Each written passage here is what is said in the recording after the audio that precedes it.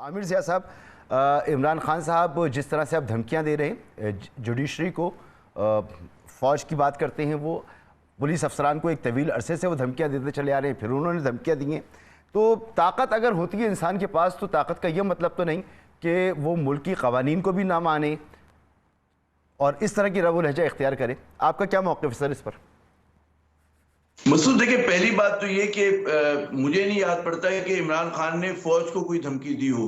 ہاں، حکومت کی طرف سے کوشش یہ ضرور ہو رہی ہے کہ پی ٹی آئی اور فوج جو ہے مد مقابل آ جائیں، لیکن ایک ون آف جملہ بھی کہہ دیا گل صاحب نے. لیکن گل صاحب کا ایسا کوئی جملہ نہیں تھا کہ جو اس سے کہیں بڑی باتیں نون لیگ کے جو رہنما ہیں نواز شریف صاحب، مریم صاحبہ اور ان کے بہت سارے ہمنوا وہ کہہ چکے ہیں. مولانا فضل الرحمان کہہ چکے ہیں.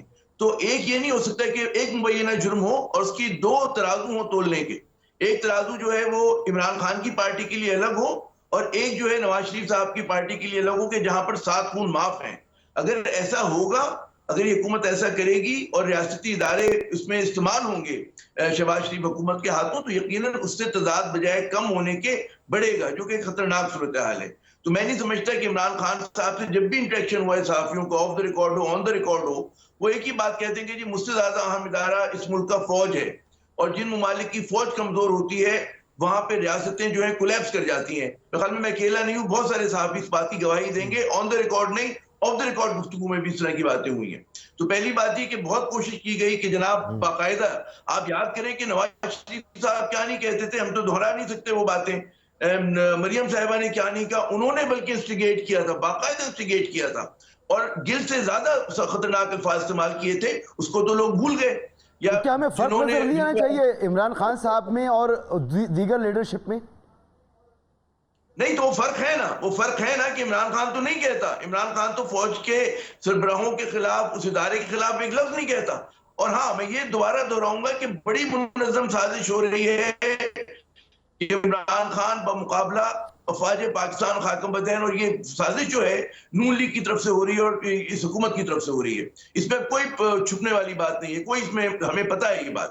اور جس طرح سے آج پابندیاں عائد کی جا رہی ہیں، دھمکیاں دینا اپنی تقریر میں، اس پر کیا کہیں گے سر آپ؟ کیا آپ کو نہیں پتا مسعود رضا صاحب کہ ہمارے یہاں پولیس، ہمارے یہاں سول بیوروکریسی جو ہے وہ سیاسی آقاؤں کے اشارے پہ کس طرح دم کے بل ناچتی ہے؟ بالکل ہوتا ہے. تو عمران نے یہ نہیں کہا کہ میں جا کے ڈنڈے سے ماروں گا. عمران نے کہا میں قانونی کارروائی کروں گا، اور قانونی کارروائی کرنا I will see you in the court ہر آدمی کا حق ہے.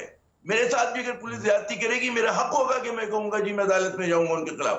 عمران خان نے کوئی قانون کو ہاتھ میں لینے کی بات نہیں کی. یہ پورا ایک پروپیگنڈا جو ہے بڑے منظم انداز سے پھیلایا جا رہا ہے. ورنہ آپ مجھے بتائیے، مذائقہ خیز جو اس وقت FIR ہے، میں تو حیران ہوں.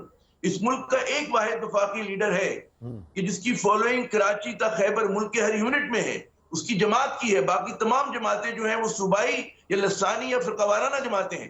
آج منظم طریقے سے اس جماعت کو دیوار سے لگایا جا رہا ہے. اس سے وفاق جو ہے وہ خطرے میں آتا ہے، ملک خطرے میں آتا ہے خاکم بدین. تو آج اتنی بڑی سازش اور مکمل سازش کی جا رہی ہے پاکستان کے خلاف.